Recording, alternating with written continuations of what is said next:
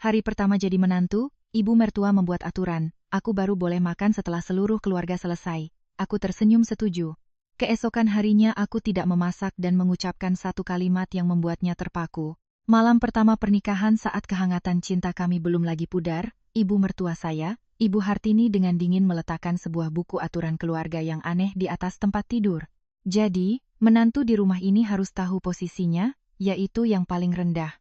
Saat makanan sudah dihidangkan, kamu harus berdiri melihat semua yang lebih tua selesai makan. Setelah meja bersih, barulah kamu boleh memakan apa yang tersisa. Suami saya Bayu, hanya menunduk pasrah. Ibu mertua menanti dengan wajah penuh kemenangan mungkin mengharapkan isak tangis pertama dari seorang menantu baru. Tapi mereka salah. Saya tidak menangis. Saya tersenyum dan langsung setuju.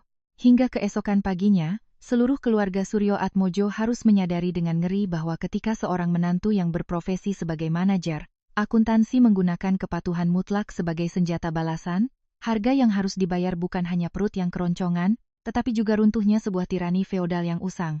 Suara petasan kertas baru saja usai. Aroma dupa yang samar masih tercium di dalam rumah kuno di kawasan Menteng itu. Saya Kirana, seorang wanita yang terbiasa dengan angka-angka kaku dari profesi saya sebagai manajer akuntansi baru saja resmi melangkahkan kaki ke keluarga Suryo Atmojo sebagai istri dari Bayu. Pernikahan kami berlangsung meriah. Para tamu memuji Bayu yang pandai memilih istri, cantik sekaligus cerdas dan cakap. Namun jauh di dalam hati saya tahu bahwa kehidupan sebagai menantu di keluarga asli Jakarta yang begitu kental dengan adat dan hierarki seperti ini tidak akan pernah menjadi jalan yang bertabur bunga.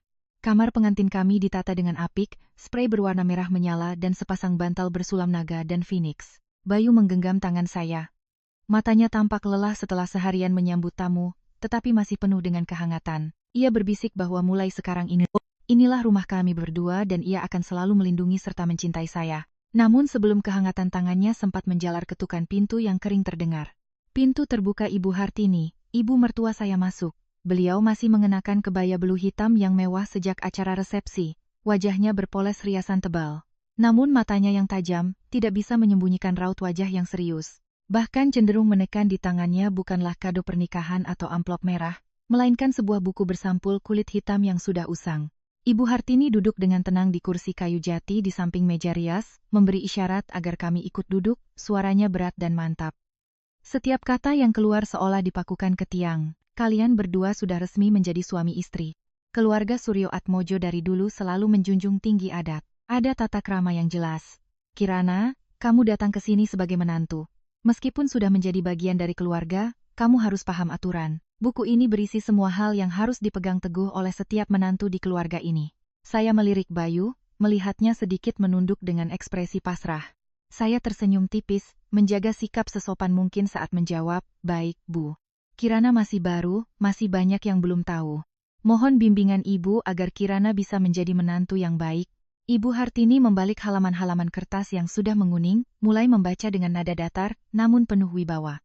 Mulai dari aturan bangun tidur, cara berjalan, cara membersihkan altar leluhur, hingga tata cara berpamitan setiap kali keluar masuk rumah. Saya mendengarkan dalam hati berpikir bahwa semua ini adalah hal yang wajar dalam sebuah keluarga yang beradab. Namun ketika beliau sampai pada bab terakhir, suasana di dalam kamar mendadak membeku. Ibu Hartini menatap lurus ke mata saya, menekankan setiap kata. Dan yang terpenting sekaligus aturan paling sakral dalam keluarga ini saat makan sehari-hari maupun pesta. Kamu adalah menantu baru, posisimu paling rendah di rumah ini. Oleh karena itu, kamu sama sekali tidak boleh duduk satu meja saat orang yang lebih tua sedang makan. Kamu harus menunggu ibu dan suamimu selesai makan, membersihkan meja hingga bersih. Baru setelah itu kamu boleh memakan apa yang tersisa. Ini adalah cara untuk melatih kesabaran dan rasa hormat orang yang lebih muda kepada yang lebih tua. Bayu terkejut. Ia tergagap. Bu, zaman sekarang kan sudah beda. Kenapa masih ada aturan seperti itu? Kirana kerja seharian lelah pulang ke rumah harus menunggu seperti itu kan kasihan. Ibu Hartini melotot pada putranya.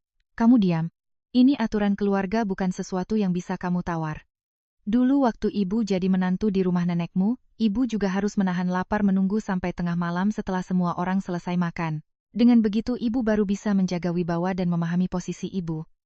Kirana, bagaimana menurutmu? Saya menatap buku itu lalu menatap wajah ibu mertua yang penuh kemenangan. Seorang manajer akuntansi seperti saya sudah terbiasa menangani situasi paling rumit di atas buku besar. Dan saya langsung sadar ini adalah sebuah uji kekuasaan. Jika saya menangis atau melawan sekarang, saya akan dicap sebagai menantu pembangkang, memberi beliau alasan untuk menekan saya selamanya. Tapi jika saya setuju, saya akan memiliki senjata saya sendiri. Saya menarik napas dalam-dalam. Wajah saya luar biasa tenang, lalu saya menunduk sedikit. Baik, Bu. Nasihat Ibu sangat bijaksana. Kirana mengerti bahwa Ibu ingin yang terbaik untuk Kirana ingin melatih sifat sabar seorang wanita Indonesia. Kirana akan mematuhi aturan keluarga ini sepenuhnya. Mulai besok, Kirana akan melaksanakannya sesuai petunjuk Ibu.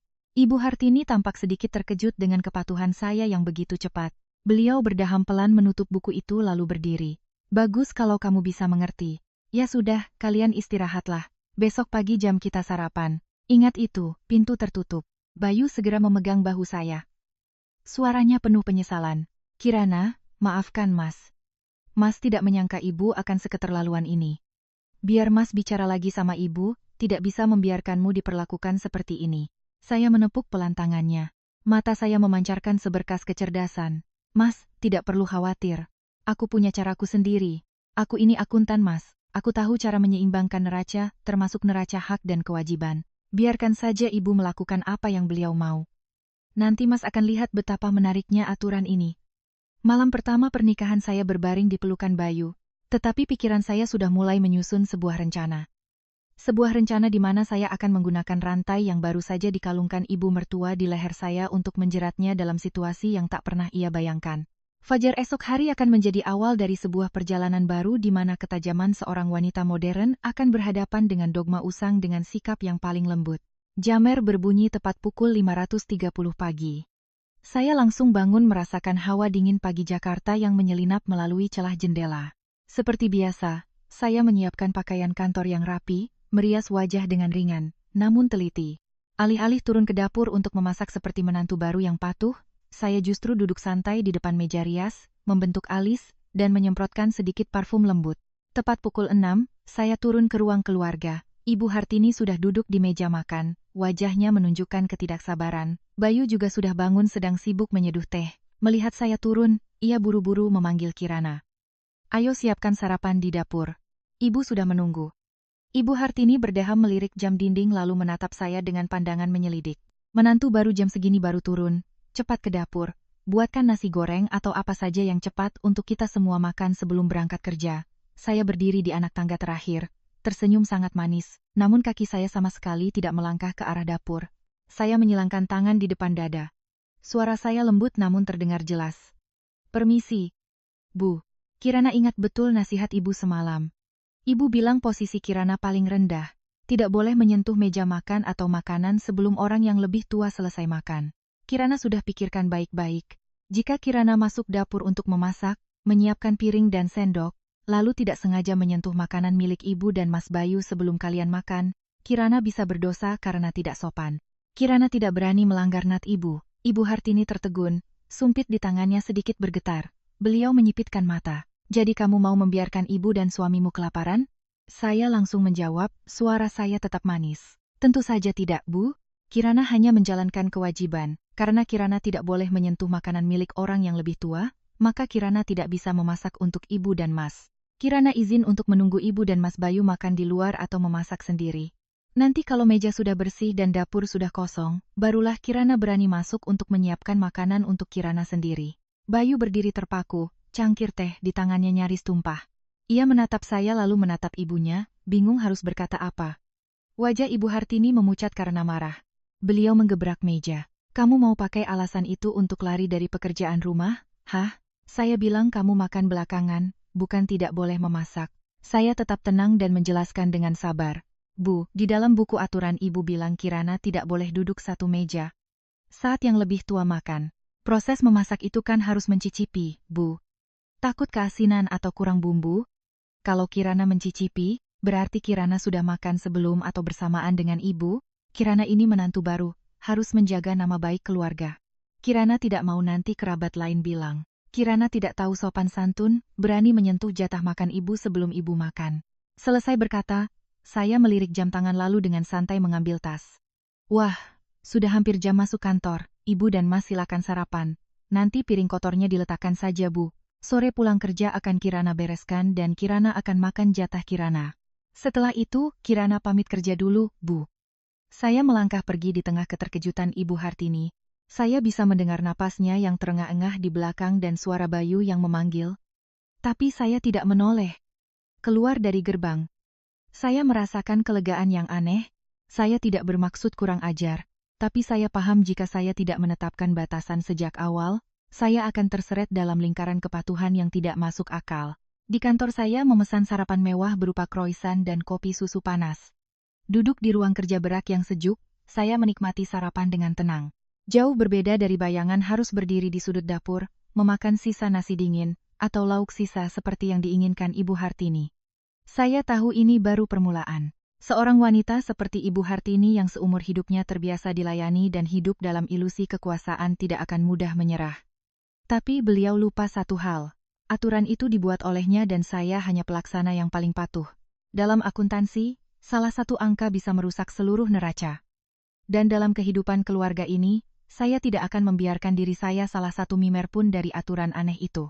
Hari kedua setelah pernikahan, rumah di Menteng itu diselimuti keheningan yang mencekam.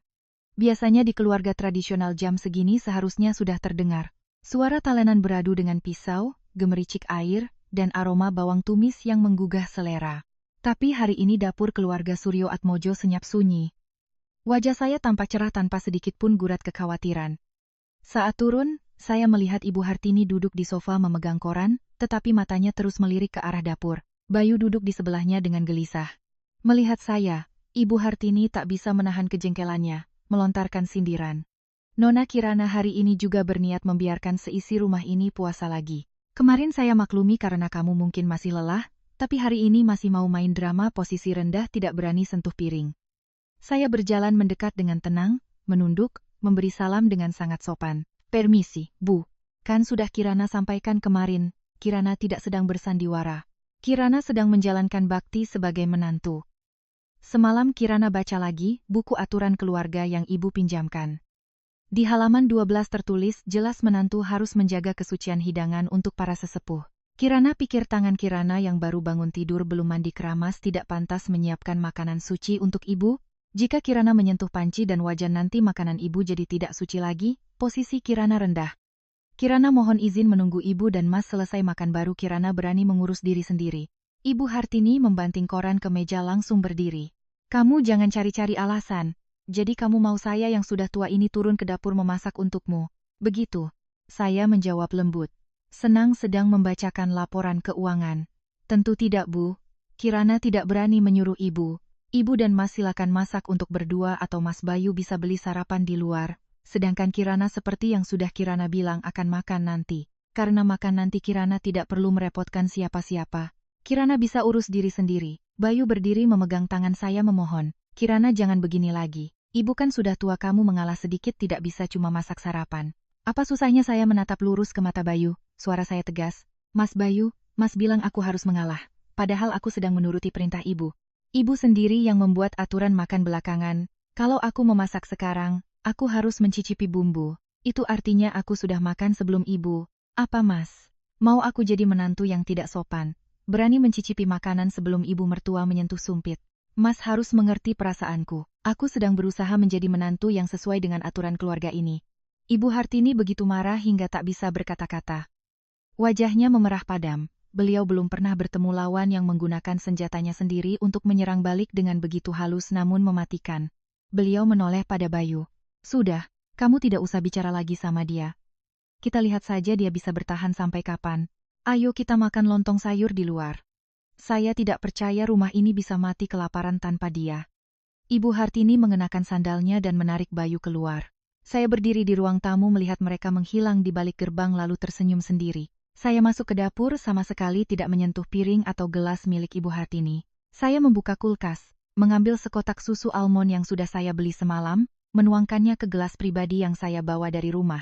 Saya duduk di sofa yang empuk, menikmati susu sambil melanjutkan membaca buku. Keheningan ini sungguh luar biasa. Saya tidak perlu sibuk di dapur, tidak perlu menerima komentar pedas tentang irisan bawang yang tidak rata atau masakan yang kurang garam. Saya sedang menikmati kebebasan di dalam sangkar yang Ibu Hartini ciptakan sendiri. Saya paham dalam perang ini siapa yang kehilangan ketenangan lebih dulu, dialah yang akan kalah. Ibu Hartini sedang sangat emosional. Sementara saya Saya punya kesabaran yang lebih dari cukup. Saya akan menunjukkan padanya bahwa rasa hormat tidak datang dari aturan paksaan yang tidak masuk akal, melainkan dari pengertian dan kesetaraan. Jika beliau ingin saya menjadi bawahan, saya akan menjadi bawahan yang paling total sampai beliau tidak tahan dengan posisi rendah saya. Sore itu saya pulang kerja sedikit, lebih lambat dari biasanya. Begitu melangkahkan kaki ke dalam rumah, saya bisa merasakan aura suram yang menyelimuti, aroma Indomie yang menyengat tercium dari arah dapur. Tampaknya setelah seharian saya mogok, ibu mertua dan suami saya harus memilih solusi tercepat untuk mengisi perut. Ibu Hartini duduk di meja makan. Di hadapannya semangkuk Indomie yang kuahnya sudah mengering, mie sudah mengembang. Beliau menatap saya dengan tatapan setajam peluru, suaranya parau karena amarah. "Kirana, hebat sekali kamu. Seharian penuh kamu menghilang membiarkan ibu mertuamu di rumah makan mie instan. Apa kamu masih punya nurani? Etika sebagai seorang istri dan menantu kamu taruh di mana?" Saya meletakkan tas dengan santai melepas sepatu hak tinggi, lalu berjalan mendekati meja makan. Saya tidak menunjukkan rasa takut atau bersalah. Sebaliknya, wajah saya penuh perhatian. "Loh, Bu, kenapa ibu makan Indomie? Mas Bayu kemana sampai membiarkan ibu sengsara begini? Kira-kira Mas Bayu akan mengajak ibu makan di restoran atau memesan makanan enak?" Ibu Hartini menggebrak meja. "Jangan menyalahkan Bayu. Dia pulang kerja terlambat. Saya lelah tidak mau kemana-mana. Kamu itu menantu. Kamu yang punya tanggung jawab urusan makan. Kamu bilang apa? Tidak berani sentuh piring orang tua. Itu cuma alasanmu untuk malas untuk menyiksa saya yang sudah tua ini." Kan saya menghela napas pelan duduk di kursi seberang. Tentu saja dengan jarak yang sesuai dari meja makan beliau. Saya menatap lurus ke matanya. Suara saya berubah serius dan penuh simpati. "Bu, ibu salah sangka. Kirana tidak malas. Seharian di kantor Kirana juga bekerja keras. Tapi Kirana selalu ingat pesan ibu. Posisi rendah tidak boleh menyentuh meja makan sebelum yang lebih tua selesai. Kalau Kirana masuk dapur memasak, menyiapkan piring, lalu tidak sengaja menyentuh makanan ibu sebelum ibu makan, Kirana berdosa karena tidak sopan. Ibu bilang Kirana harus menunggu ibu selesai makan dan meja bersih baru Kirana boleh makan. Nah, sekarang apa ibu sudah selesai makan? Kalau sudah dan mejanya sudah bersih, baru Kirana berani masuk dapur untuk memasak bagian Kirana." Ibu Hartini tercekat.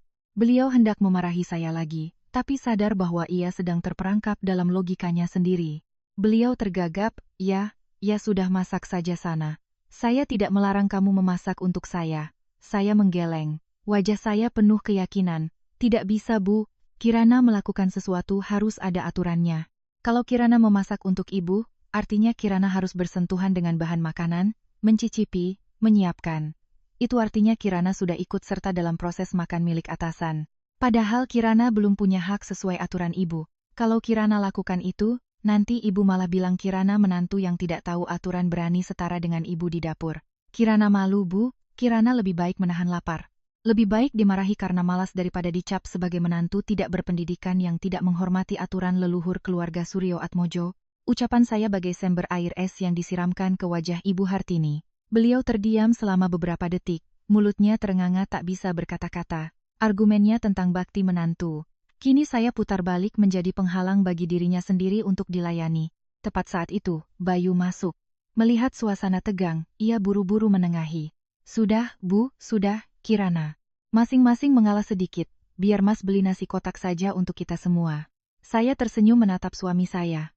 "Mas, beli untuk Mas dan Ibu saja. Aku sudah pesan makanan sendiri, sebentar lagi diantar. Aku akan makan di sudut dapur setelah Mas dan Ibu selesai, sesuai aturan. Aku tidak berani mengganggu meja makan mewah para sesepuh." Selesai berkata, saya berdiri dan naik ke kamar. Meninggalkan Ibu Hartini di sana dengan semangkuk Indomie dingin dan rasa kekalahan pahit yang mulai meresap, saya tahu malam ini beliau tidak akan bisa tidur. Beliau mulai sadar bahwa kekuasaan yang selama ini ia banggakan telah menjadi belenggu yang mengikat kenyamanannya sendiri. Dan saya menantu kesayangannya adalah orang yang memegang kunci tapi menolak membukanya karena saya sedang sibuk mematuhi aturan. Pagi hari ketiga, situasi di rumah masih belum membaik bagi Ibu Hartini. Setelah semalaman berpikir, mungkin beliau yakin jika beliau lebih keras, saya akan menyerah. Beliau bangun sangat pagi, sengaja membuat suara gaduh di dapur untuk membangunkan saya. Berharap saya akan turun untuk meminta maaf. Tapi saya tetap tenang. Saya bangun tepat jam, merias diri lebih cantik dari biasanya. Saat saya turun, saya melihat Ibu Hartini duduk di meja makan dengan sepiring lontong yang dibeli dari ujung jalan. Tampak dingin dan kering. Bayu duduk di sebelahnya dengan wajah muram. Ibu Hartini melihat saya lalu menyindir. Lihat, sekarang rumah ini sudah jadi seperti pasar. Mertua dan menantu punya jalan masing-masing. Makan tidak seperti makan. Apa kamu sudah puas? Saya mendekat dengan ekspresi kaget. Astaga, kenapa ibu harus makan lontong beli di luar? Mas Bayu, kenapa tidak bangun lebih pagi untuk membuatkan bubur untuk ibu? Ibu kan sudah tua, makan makanan luar nanti sakit perut. Bayu menghela napas. Mas kan tidak bisa masak, Kirana. Kamu tidak mau masak, ibu juga tidak mau ke dapur. Saya memotongnya. Suara saya penuh penyesalan namun sangat tajam. Bu, maafkan Kirana. Kirana juga ingin sekali memasak untuk ibu, tapi Kirana takut. Kirana takut dengan buku aturan itu, Bu. Ibu bilang Kirana posisi paling rendah harus makan paling akhir. Kirana pikir kalau Kirana masak semangkuk soto, ibu makan duluan, Kirana makan belakangan, kuahnya akan jadi berkurang, dagingnya juga tidak segar lagi. Itu artinya Kirana sedang memakan sisa makanan ibu atau membiarkan ibu makan sepanci dengan Kirana. Kirana merasa itu sangat tidak sopan. Jadi, Kirana sudah putuskan demi menjaga kehormatan ibu, Kirana tidak akan pernah memasak satu panci atau menggunakan piring yang sama dengan ibu lagi. Ibu Hartini menggebrak meja. Hentikan omong kosongmu itu. Kamu mau rumah ini hancur karena alasanmu itu? Saya menatapnya. Tatapan saya tiba-tiba menjadi sangat tulus. Kirana tidak sedang menyindir, Bu. Kirana bicara dari hati. Ibu ingin Kirana tahu posisi Kirana. Kirana sudah tahu sekarang. Posisi Kirana adalah tidak boleh menyentuh meja makan ibu, maka Kirana akan melaksanakannya secara total. Mulai sekarang Kirana akan mengurus makanan Kirana sendiri. Ibu dan Mas Bayu silakan urus makanan kalian. Dengan begitu meja makan ibu akan selalu bersih, suci, tidak terganggu oleh menantu rendahan ini. Tepat saat itu, bel pintu berbunyi. Saya membuka pintu. Seorang kurir mengantarkan sekantong makanan yang harum. Saya membawanya ke dapur dan meletakkannya di meja pantry. Tentu saja jauh dari meja makan Ibu Hartini. Aroma steak dengan saus jamur dan roti bawang panas menyebar ke seluruh ruangan mengalahkan aroma lontong dingin di meja Ibu Hartini. Beliau menatap kantong makanan saya, lalu menatap piring lontongnya. Wajahnya pucat karena marah dan mungkin juga karena lapar. Beliau sadar, saat ia mencoba menggunakan aturan untuk memaksa saya makan sisa, saya justru menggunakannya untuk makan lebih mewah darinya. Saya dengan santai membuka kotak makanan, mengambil pisau dan garpu dan mulai makan dengan nikmat di konter dapur. Saya tidak menawarinya juga tidak menawari Bayu dengan alasan yang sangat sederhana. Saya tidak berani menawari ibu dan mas makanan dari orang yang posisinya lebih rendah takut mengurangi umur ibu.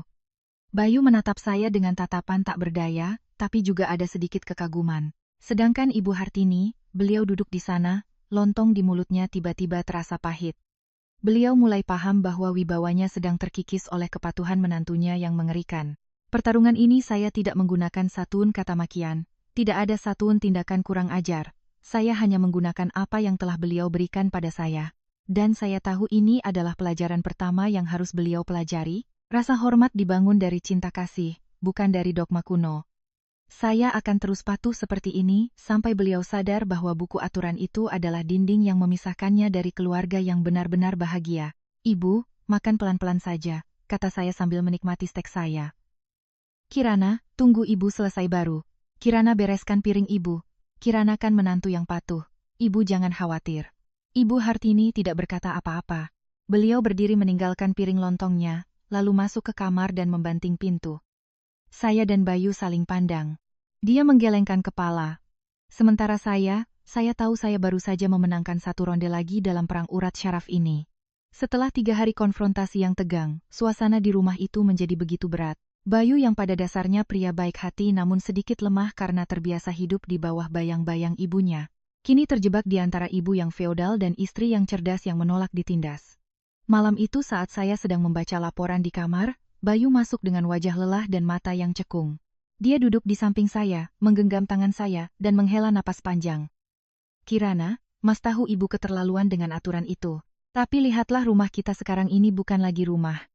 Ibu sudah tua, sifatnya keras kepala. Sebagai menantu, kamu mengalah sedikit saja. Apa ruginya? Saya meletakkan dokumen saya, berbalik menatapnya. Mata saya tidak menunjukkan kemarahan, hanya ketenangan yang dingin. Saya bertanya balik, Mas bilang aku mengalah itu bagaimana? Apa aku pernah membantah ibu? Apa aku melanggar satuan aturan yang ibu berikan? Bayu menjadi canggung. Memang benar kamu mengikuti aturan ibu, tapi kamu melakukannya secara ekstrem. Ibu bilang makan belakangan, tapi tidak bilang kamu tidak boleh memasak untuk semua. Kamu masak saja seperti biasa, lalu tunggu ibu selesai baru kamu makan. Dengan begitu suasana tetap damai dan kamu tetap berbakti. Saya tersenyum tipis, senyum yang penuh kekecewaan pada pria yang saya pilih sebagai suami. Mas Bayu, bicaramu terdengar mudah sekali. Kalau aku memasak, aku harus mencicipi bumbu, menyiapkan lauk. Nanti ibu akan bilang aku menantu yang tidak tahu diri, berani menyentuh makanan sebelum sesepuh. Apa Mas tidak mengerti? Ibu tidak ingin aku memasak. Ibu ingin aku tunduk dan menerima status rendahan di rumah ini. Aku melakukan persis seperti yang ibu mau, agar ibu lihat betapa tidak masuk akalnya aturan itu. Jangan suruh aku mengalah karena aku tidak melakukan kesalahan apapun untuk harus mengalah. Bayu mulai kehilangan kesabaran. Tapi lihat ibu, dia harus makan Indomie, makan makanan warung sampai makambuh. Kamu seorang manajer bisa mengatur ratusan orang. Kenapa di rumah tidak bisa sedikit fleksibel demi kedamaian? Aku lelah terjebit di antara kalian. Saya berdiri, mendekat, dan merapikan kerah kemejanya. Suara saya tetap lembut, namun tegas. Mas lelah karena Mas tidak berani menghadapi kenyataan.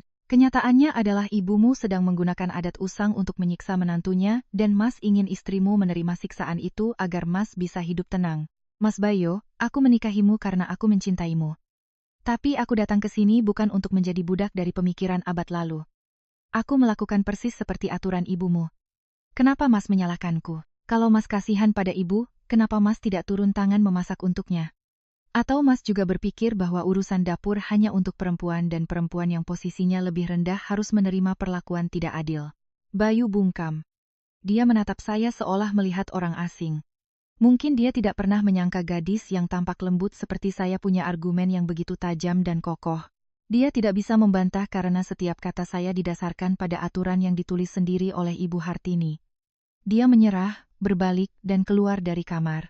Melihat punggungnya yang lesu, hati saya sedikit perih, tapi saya tahu saya tidak boleh lemah. Jika hari ini saya berkompromi, seumur hidup saya akan menunduk di rumah saya sendiri. Pertarungan ini bukan hanya untuk melindungi perut saya, tapi untuk melindungi martabat dan kesetaraan seorang wanita dalam keluarga. Malam berikutnya, setelah hari yang melelahkan di kantor, saya memutuskan untuk memanjakan diri dengan makan malam mewah. Saya pergi ke supermarket membeli 2 ekor lobster segar, mentega, bawang putih, dan anggur putih. Saat tiba di rumah, saya melihat Ibu Hartini dan Bayu duduk di meja makan dengan sepiring ikan pindang dan semangkuk sayur lodeh yang warnanya sudah kusam. Saya menyapa dengan sopan, lalu berjalan ke dapur. Sesuai aturan, saya berdiri menunggu. Saya bersandar di kulkas dengan tenang melihat mereka makan. Ibu Hartini sesekali melirik sinis, sengaja mengambil ikan lalu berdecak.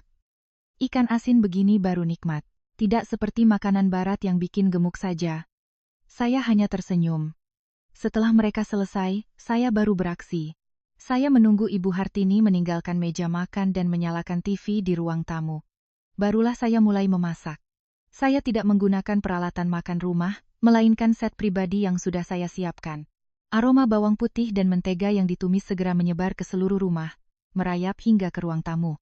Aroma lobster saus mentega bawang putih yang mewah membuat suasana yang tadinya suram menjadi hidup. Saya mendengar suara TV mengecil digantikan oleh dehaman Ibu Hartini yang berulang kali. Saya dengan santai menata lobster yang merah merona di atas piring di meja pantry. Saya tidak duduk di meja makan utama, melainkan makan sambil berdiri di kodapur. Setiap suapan daging lobster yang kenyal dan manis berpadu dengan gurihnya mentega membuat saya merasa luar biasa. Ibu Hartini tidak tahan lagi. Beliau masuk ke dapur berdiri dengan tangan di pinggang. "Kirana, makan apa kamu itu? Beli makanan mahal begitu lalu dimakan sendirian. Apa kamu tidak punya malu? Ada mertua dan suami di rumah tidak ditawari sama sekali." Saya meletakkan garpu, menyeka mulut dengan serbet, lalu menatapnya dengan wajah paling polos. "Permisi Bu, kan Ibu yang mengajari saya posisi rendah tidak boleh menyentuh makanan atasan dan tidak boleh makan satu meja. Makanan saya ini kan makanan murahan dari pasar, posisinya lebih rendah lagi. Mana berani saya menawarkan lobster ini untuk Ibu? Ibu kan sesepuh. Pantasnya makan ikan pindang yang sederhana sesuai dengan martabat orang dulu. Kalau saya tawari makanan berlemak ini, nanti Ibu sakit perut atau darah tinggi, saya yang dosa. Saya begini justru untuk menjaga kehormatan dan kesehatan Ibu." Ibu Hartini tercekat, matanya terpaku pada sisa setengah lobster di piring saya. Beliau yang suka makan enak kini terhalang oleh gengsi dan aturannya sendiri. Beliau menunjuk saya, suaranya bergetar. Kamu egois. Kamu pakai uang anakku untuk foya-foya sendiri." Saya menjawab dengan tenang. Maaf, Bu. Ini uang dari gaji saya sebagai manajer akuntansi. Sejak menikah saya belum pernah meminta uang Mas Bayu sepeser pun. Lagi pula karena saya makan terpisah sesuai aturan Ibu, maka uangnya juga harus saya pisahkan agar Ibu tidak khawatir saya menghamburkan uang keluarga.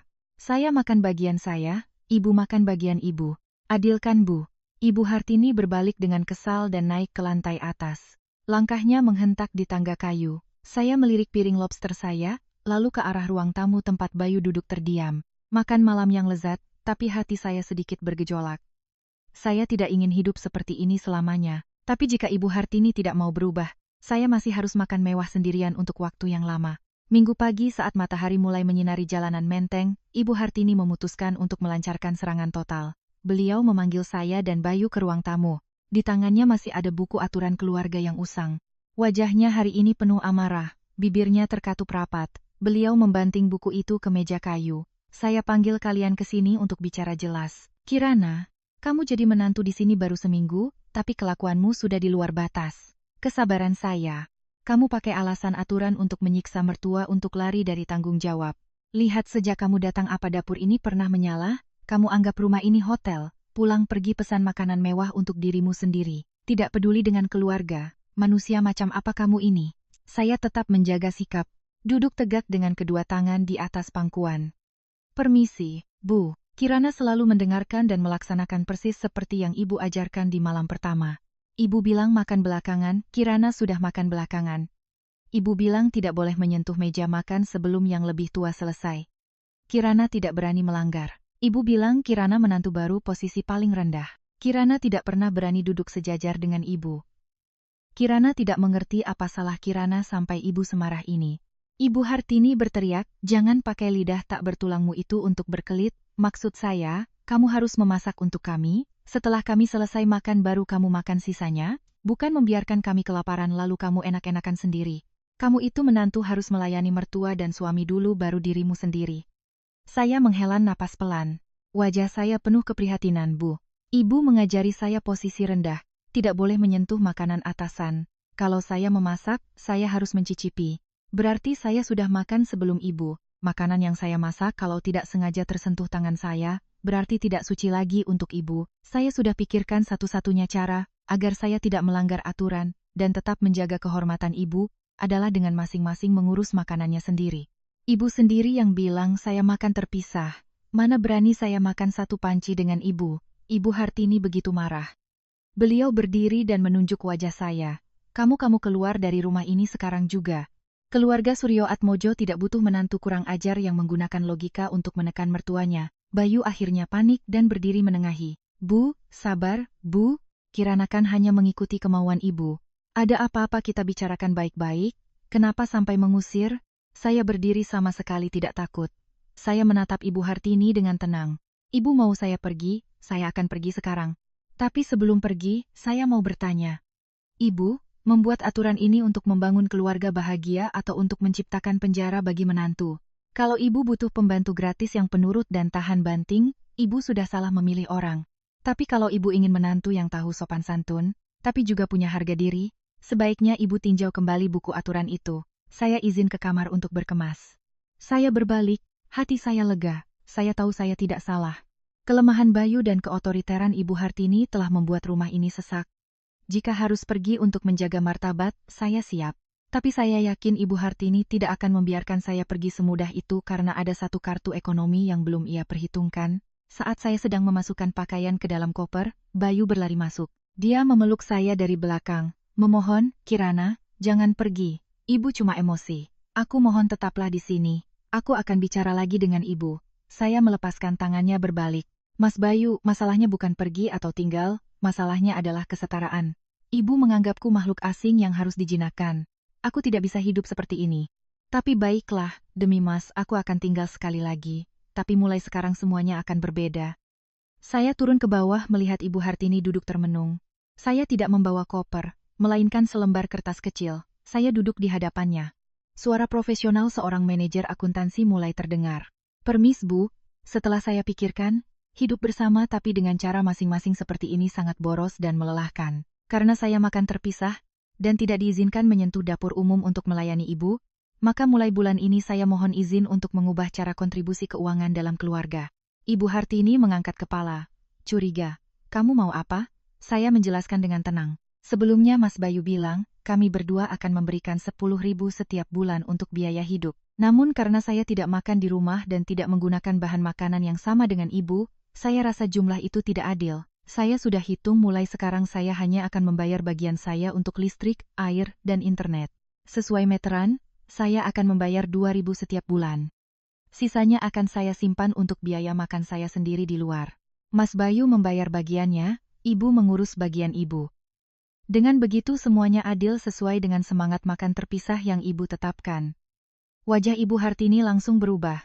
Beliau tidak punya uang pensiun yang besar. Selama ini semua pengeluaran bergantung pada gaji Bayu dan sekarang kontribusi saya. Kehilangan sebagian besar pemasukan bulanan membuatnya pusing. Beliau tergagap. Kamu perhitungan sekali listrik dan air hanya segitu. Lalu jasa saya mengurus rumah ini bagaimana? Saya tersenyum. Bu, ibu mengurus untuk ibu dan Mas Bayu. Saya kan tidak merepotkan ibu. Makanan saya beli sendiri, piring saya cuci sendiri dengan peralatan terpisah, kamar saya bersihkan sendiri. Saya rasa 2 juta sudah lebih dari cukup untuk apa yang saya pakai. Ibu yang mengajari saya untuk tahu posisi, maka saya juga harus tahu cara melindungi keuangan saya untuk masa depan saya dan Mas Bayu. Ibu Hartini menatap Bayu, berharap putranya akan membela, tapi Bayu hanya menunduk. Dia tahu jika dia memaksa saya membayar lebih, saya akan segera pindah.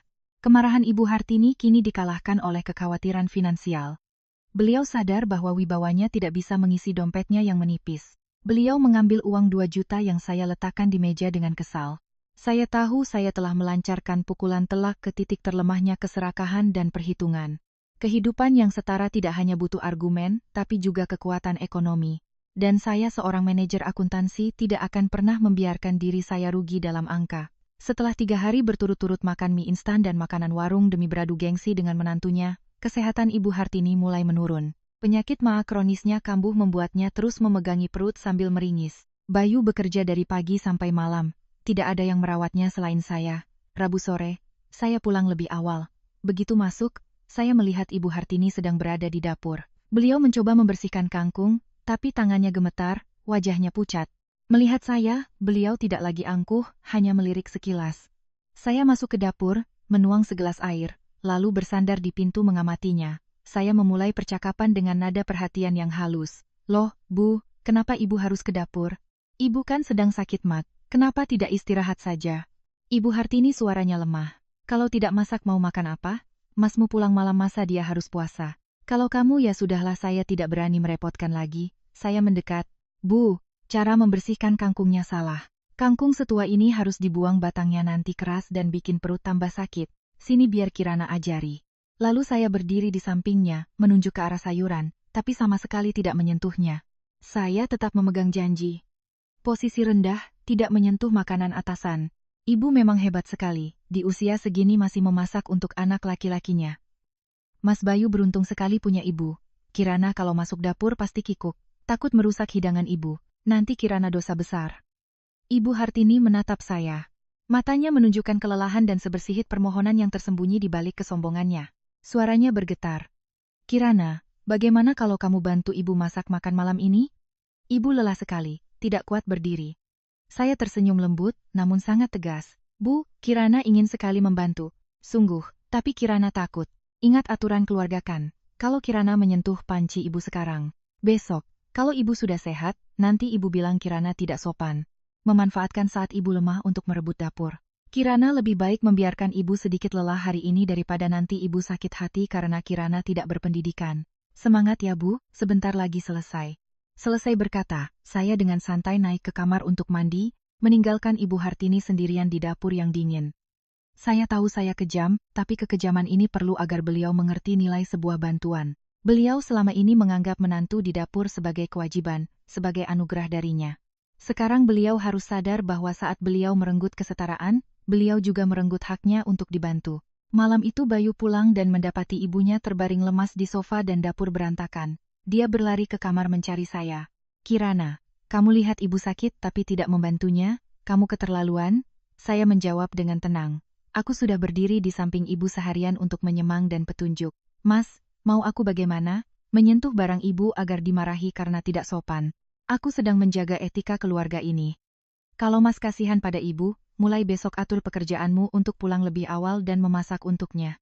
Jangan limpahkan semuanya padaku saat ibumu sendiri yang melarangku menyentuh makanannya. Bayu bungkam. Dia sadar di keluarga ini semua aturan kini berbalik menyiksa penciptanya. Sementara saya tetaplah menantu paling patuh di dunia. Karena saya menjalankan aturan keluarga tanpa meleset satu koma pun. Setelah berhari-hari perang dingin, rumah di Menteng itu tiba-tiba memiliki secercah harapan bukan karena kehangatan, tetapi karena awal dari siasat baru Ibu Hartini. Sabtu pagi saat saya sedang menikmati teh melati di dekat jendela, Ibu Hartini keluar dengan penampilan yang luar biasa anggun. Beliau mengenakan setelan sutra berwarna kuning gading, bibirnya tersenyum penuh makna. Beliau duduk dan mengumumkan, "Kirana, kamu sudah menjadi menantu di sini beberapa waktu. Sebentar lagi tanggal 15 bulan ini adalah HE yang kakungnya Bayu. Ini adalah acara paling penting dalam setahun bagi keluarga Suryo Atmojo. Biasanya ibu yang urus semua, tapi tahun ini ada kamu menantu baru. Ibu ingin kamu yang bertanggung jawab atas urusan dapur. Biar semua kerabat lihat betapa hebatnya menantu kita." Saya meletakkan cangkir teh menghitung dalam hati. Hari ini tanggal 8 berarti tinggal seminggu lagi. Saya tersenyum sopan. "Baik, Bu. HE adalah acara penting. Sebagai menantu, tentu saya bertanggung jawab. Tapi Bu, apa Ibu lupa kalau saya sedang menjalankan aturan? Posisi saya rendah.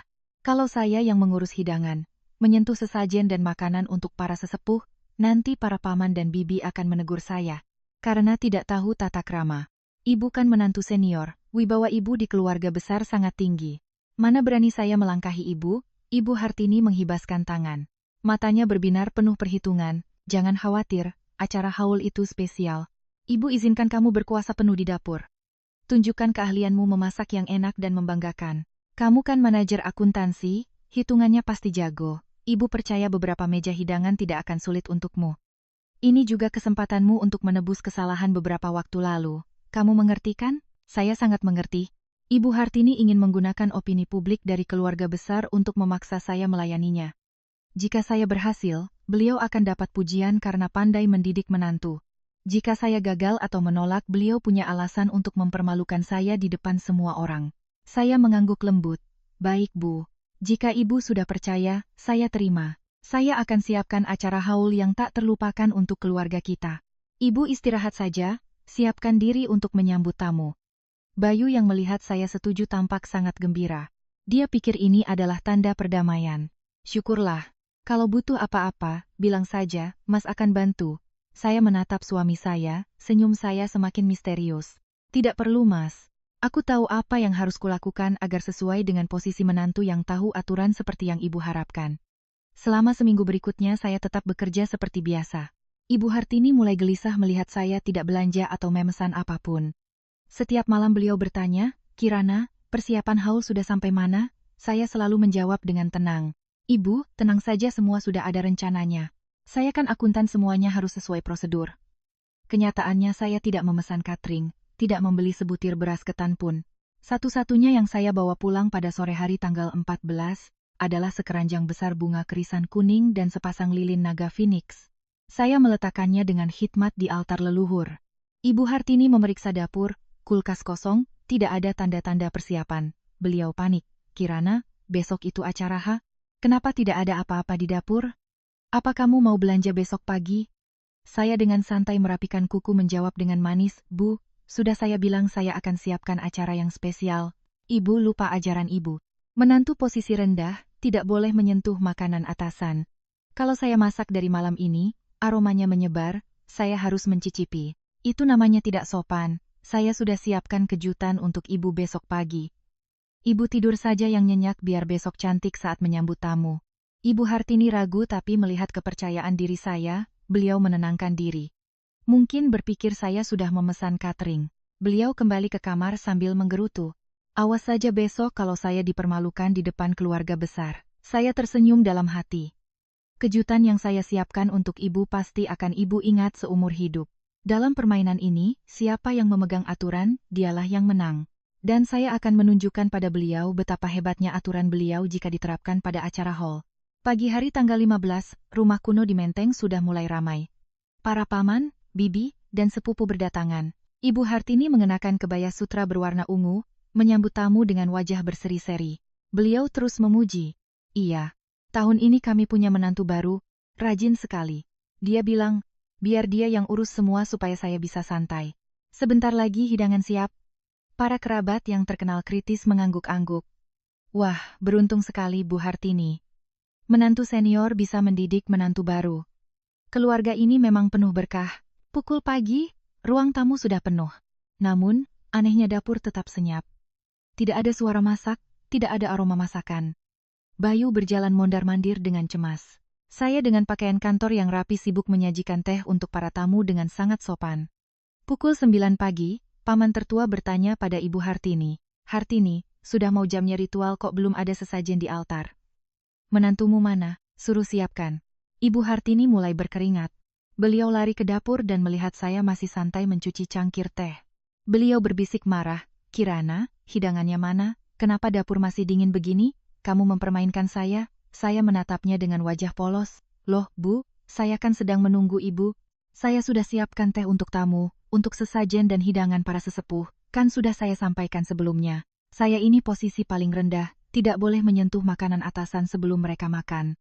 Hari ini semua sesepuh keluarga datang. Saya harus lebih menjaga sopan santun, tidak berani melanggar sedikit pun. Ibu Hartini melotot. Maksudmu kamu tidak memasak apa-apa? Saya tersenyum cerah. Ibu jangan khawatir. Saya sudah siapkan sebuah persembahan bakti yang paling luar biasa dari seorang ibu mertua untuk para leluhur. Coba Ibu lihat ke ruang tamu. Saya akan mengumumkannya sekarang. Tanpa menunggu reaksi Ibu Hartini, saya berjalan ke tengah ruang tamu. Saya berdeham, menarik perhatian semua orang, lalu berkata dengan suara jelas dan sopan, "Permisi Bapak, Ibu, Paman Bibi sekalian. Hari ini adalah Hari H Eyang Kakung. Sebenarnya ini adalah tugas kami sebagai generasi muda. Namun ibu saya Ibu Hartini adalah sosok yang sangat menjunjung tinggi adat dan aturan keluarga. Beliau mengajarkan bahwa menantu baru yang posisinya rendah tidak boleh menyentuh hidangan atau sesajen demi menjaga kesucian dan kehormatan keluarga." Semua orang mulai berbisik. Paman tertua mengerutkan kening menatap Ibu Hartini. Saya melanjutkan karena menghormati ajaran ibu dan untuk menunjukkan bakti tertinggi kepada leluhur. Hari ini ibu saya telah memutuskan untuk turun tangan sendiri memasak semua hidangan. Beliau berkata, hanya tangan seorang menantu senior yang berpengalaman seperti beliaulah yang cukup suci untuk mempersembahkan hidangan kepada leluhur. Sedangkan saya karena posisi saya rendah hanya diizinkan untuk menyajikan teh dan melayani setelah semua selesai makan. Ibu saya sudah siap di dapur. Mari kita tunggu sejenak untuk menikmati hasil karya tangan penjaga api keluarga Suryo Atmojo. Ibu Hartini berdiri di ambang pintu dapur. Wajahnya pucat pasi. Beliau terjebak. Jika beliau menyangkal, beliau menampar wajahnya sendiri. Jika beliau menyuruh saya memasak, saya akan menolak di depan semua orang dengan alasan yang sama. Paman tertua angkat bicara, Hartini, kamu mendidik menantumu dengan sangat baik. Tapi sudahlah, niat baikmu sudah kami hargai. Sekarang cepatlah ke dapur agar ritualnya tidak terlambat. Para bibi yang tidak terlalu suka dengan sifat pamer Ibu Hartini langsung ikut menimpali. Iya, Mbak Hartini kan paling jago masak. Ayo, Mbak, kami bantu potong sayur. Tapi untuk bumbu dan penyajian biar Mbak sendiri yang kerjakan biar tetap suci seperti ajaran Seladan Pak ke Kirana. Ibu Beliau menatap saya dengan tatapan membunuh. Tapi di depan semua orang, beliau hanya bisa pasrah masuk ke dapur. Dapur yang tadinya sepi kini menjadi medan perang. Ibu Hartini, seorang wanita berusia hampir 70 tahun harus memasak untuk 4 meja hidangan. Beliau panik menyuruh Bayu membeli ayam, udang, dan sayuran. Bayu berlari pontang-panting. Saya tetap santai di ruang tamu. Sesekali masuk ke dapur dan memberi komentar dari ambang pintu. Bu, jangan terlalu banyak garam ya, paman kan darah tinggi. Bu, ayamnya dipotong yang rapi nanti tidak cantik di meja. Ibu Hartini memasak sambil menahan tangis. Tangannya yang keriput gemetar memegang pisau. Asap dan minyak menodai kebaya sutranya. Beliau ingin meminta bantuan saya, tapi setiap kali akan membuka mulut, beliau melihat tatapan para bibi yang siap mengingatkannya tentang aturan makan belakangan. Hidangan akhirnya siap, tapi terlambat 2 jam. Nasi liwetnya lembek, potongan ayamnya berantakan, dan sayurnya dingin. Para kerabat menggelengkan kepala. Paman tertua berbisik, Hartini sudah tua, tenaganya sudah tidak seperti dulu. Kenapa harus memaksakan diri dengan aturan aneh? Kalau Kirana yang masakkan bisa lebih cepat dan lebih baik, ini namanya menyiksa diri sendiri dan menyusahkan semua orang. Ibu Hartini menunduk malu. Setelah ritual selesai, semua orang duduk makan. Sesuai aturan, saya berdiri di sudut ruangan. Saat diajak makan, saya menolak dengan halus. Tidak berani, Pak. Ibu mengajarkan menantu baru harus menunggu sesepuh selesai makan dan meja bersih baru boleh makan. Saya izin berdiri di sini melayani Bapak dan Ibu sekalian. Bisik-bisik mulai terdengar di seluruh meja. Orang-orang mulai membicarakan Ibu Hartini yang kejam yang menerapkan aturan feodal untuk menyiksa menantunya dan akhirnya kena batunya sendiri. Wibawa Ibu Hartini sebagai menantu senior yang patut dicontoh hancur berkeping-keping hanya dalam satu acara haul. Ibu Hartini duduk di meja utama. Nasi tak bisa tertelan. Beliau melihat saya yang tersenyum sopan pada para tamu, senyum kemenangan mutlak. Beliau sadar mulai hari ini buku aturan itu telah menjadi vonis mati bagi kekuasaan otoriternya di rumah ini. Setelah acara selesai dan tamu pulang, Ibu Hartini terduduk lemas di sofa. Saya mendekatinya, meletakkan segelas jus jeruk dan berkata pelan, "Ibu, istirahat saja, biar Kirana yang bereskan piring kotor. Kirana akan makan apa yang tersisa seperti yang Ibu inginkan." Ibu Hartini tidak menjawab, hanya menjamkan mata. Air mata pahit mengalir di pipinya yang keriput. Pertarungan terbesar telah berakhir dan kini saatnya untuk membangun sebuah tatanan baru. Setelah acara haul yang mengerikan itu, nama Ibu Hartini menjadi topik perbincangan hangat di seluruh penjuru Menteng. Para ibu yang selama ini menghormatinya kini menyebarkan cerita tentang aturan makan belakangan di keluarga Suryo Atmojo. Kemanapun beliau pergi, beliau merasakan tatapan sinis dan cemoohan. Ibu Hartini adalah orang yang sangat menjunjung tinggi harga diri. Seumur hidupnya, ia membangun citra sebagai wanita ningrat Jakarta yang elegan dan berwibawa. Namun, citra itu runtuh total. Orang tidak lagi memujinya, melainkan menertawakannya karena sifat kolotnya, yang akhirnya dikalahkan oleh menantunya sendiri. Suatu sore saat Ibu Hartini keluar untuk membeli obat mak, beliau bertemu Bularas, tetangga sebelah. Bularas yang sangat memanjakan menantunya menyindir dengan keras. "Halo, Bu Hartini, kok belanja sendiri? Kirana kemana? Atau jangan-jangan dia lagi sibuk nungguin ibu selesai makan baru boleh keluar kamar sesuai aturan rumah?" Wajah Ibu Hartini memerah, beliau mencoba menjawab dengan tenang. "Dia kerja. Urusan sepele begini saya bisa sendiri." Bu Laras tertawa. "Saya sih tidak khawatir, cuma kasihan saja sama ibu. Satu kompleks ini bilang ibu hebat sekali memilih menantu. Dia patuh sekali. Ibu suruh makan belakangan. Dia benar-benar berdiri menunggu. Ibu suruh dia tahu posisi. Dia biarkan ibu sendirian memasak untuk 4 meja hidangan. Benar-benar berkah punya menantu patuh sampai mertuanya menangis di dapur." Ibu Hartini tidak bisa menjawab. Beliau berjalan cepat seolah melarikan diri, tapi di apotek beliau kembali mendengar bisik-bisik, zaman sekarang masih ada yang menyuruh menantu makan sisa. Keluarga Suryo Atmojo itu dikira terhormat, ternyata feodal. Tapi menantunya juga cerdas. Dia pakai senjata makan tuan, memberi Ibu Hartini pelajaran seumur hidup. Bisik-bisik itu seperti jarum yang menusuk harga dirinya. Beliau sadar wibawa yang ia banggakan kini menjadi bahan tertawaan. Pulang ke rumah, beliau duduk termenung. Beliau mencoba menjaga tradisi, tapi kenapa hasilnya begitu menyakitkan? Sementara itu saya tetap tenang. Saya tahu opini publik ada di pihak saya. Tujuan saya bukan untuk mempermalukan ibu mertua, tetapi untuk menghancurkan belenggu tidak masuk akal yang mencekik kehidupan saya dan Bayu. Saya tahu saat citra palsunya hancur, barulah Ibu Hartini akan menghadapi kenyataan dan menerima perubahan. Rabu malam, suasana di rumah sangat berat. Setelah makan malam yang sunyi, di mana Ibu Hartini lagi-lagi harus membereskan piringnya sendiri, beliau memanggil kami. "Bayu, Kirana, Ibu mau bicara." Kami duduk di hadapannya. Ibu Hartini tampak jauh lebih tua. "Kirana, kamu menang," katanya pahit. "Kamu membuat ibu terlihat kejam menjadi bahan tertawaan seluruh kompleks ini. Ibu tidak menyangka menantu baru sepertimu punya otak setajam dan senekat ini." Saya menjawab dengan tenang. "Bu, saya tidak ingin menang atau kalah. Saya hanya menjalankan aturan ibu dengan serius. Jika hasilnya adalah cemoohan, itu bukan salah saya, tapi salah aturannya. Aturan itu tidak lagi sesuai dengan zaman dan tidak mengandung kasih sayang." Bayu ikut bicara, suaranya tercekat. "Bu, aku mohon jangan begini lagi. Aku lelah pulang kerja, aku ingin suasana hangat bukan ketakutan. Ibu menyiksa istriku, tapi akhirnya ibu dan aku yang menderita. Aku sayang ibu dan Kirana, tapi kalau begini terus aku tidak kuat." Ibu Hartini menghela napas, kelelahan dan rasa malu membuatnya mulai goyah. Saya melihat kesempatan itu, saya mengeluarkan selembar kertas yang sudah saya siapkan. "Ini apa?" tanya Ibu Hartini. Saya menjawab, "Ini adalah kesepakatan hidup bersama yang beradab, Bu. Saya menyusunnya berdasarkan hak dan kewajiban semua anggota keluarga. Jika kita ingin terus hidup di bawah satu atap tanpa kebencian, kita butuh aturan main yang baru. Aturan yang didasarkan pada kesetaraan dan rasa hormat, bukan kepatuhan tanpa syarat. Ibu Hartini mengambil kertas itu, tangannya sedikit gemetar. Beliau mulai membaca pasal-pasal yang sudah saya pertimbangkan matang-matang. Saya mulai menjelaskan.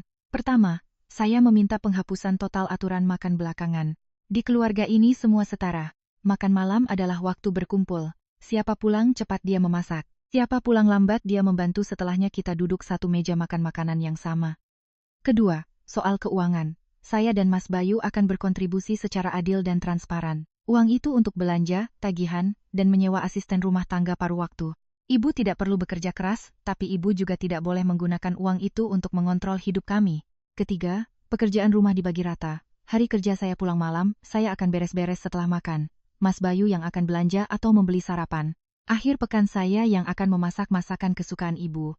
Ibu akan menjadi penasihat bukan pemberi perintah. Terakhir soal privasi. Ibu tidak boleh masuk kamar kami tanpa izin. Sebaliknya, kami juga akan menghormati ruang pribadi ibu. Semua masukan harus disampaikan dengan tulus, bukan dengan paksaan. Saya menatap lurus ke mata Ibu Hartini. Bu, jika ibu menandatangani kesepakatan ini, saya berjanji akan menjadi menantu yang paling berbakti. Saya akan merawat ibu saat sakit, akan membanggakan keluarga Suryo Atmojo dengan kebahagiaan kami. Tapi jika ibu tidak menandatanganinya, maaf. Saya dan Mas Bayu akan pindah besok. Saya sudah mencari apartemen. Mas Bayu harus memilih. Tinggal di sini dengan ibu dalam kesepian atau pergi bersama istrinya untuk membangun kehidupan baru. Bayu menggenggam erat tangan saya, menatap ibunya dengan tatapan memohon, Bu, aku mohon, biarkan kami hidup normal. Melihat ketegasan saya dan keputusasaan putranya, pertahanan Ibu Hartini runtuh. Beliau sadar jika terus mempertahankan aturan kuno itu, beliau akan kehilangan satu-satunya putranya. Beliau menatap rumah yang telah ia jaga seumur hidupnya. Tapi beliau lupa api tanpa udara akan padam atau membakar habis rumah itu sendiri. Ibu selalu berpikir itu yang terikuk. Bisiknya lirih. Ibu tidak sadar itu menyiksa kalian. Dihina tetangga. Ibu masih tahan. Tapi kalau Bayu pergi untuk apa ibu hidup? Ibu Hartini mengambil pulpen. Beliau menatap saya sekali lagi, seolah memastikan saya mengangguk dengan tulus. Beliau menandatangani kesepakatan itu. Tanda tangannya sedikit bergetar tapi jelas. Bayu bernapas lega memeluk ibunya sambil menangis. Terima kasih, Bu. Ibu akan lihat keluarga kita akan jauh lebih bahagia. Saya mendekat dan menggenggam tangan Ibu Hartini. Untuk pertama kalinya saya menyentuhnya tanpa rasa waspada. Ibu istirahat ya. Besok pagi saya bangun pagi, saya buatkan bubur ayam kesukaan ibu. Kita sarapan bersama sebelum saya berangkat kerja. Ibu Hartini tidak berkata apa-apa, hanya membalas genggaman tangan saya. Kepatuhannya bukanlah kekalahan, melainkan penyerahan diri pada akal sehat dan cinta keluarga. Buku aturan usang itu kini hanya menjadi kenangan pahit digantikan oleh aturan cinta dan pengertian.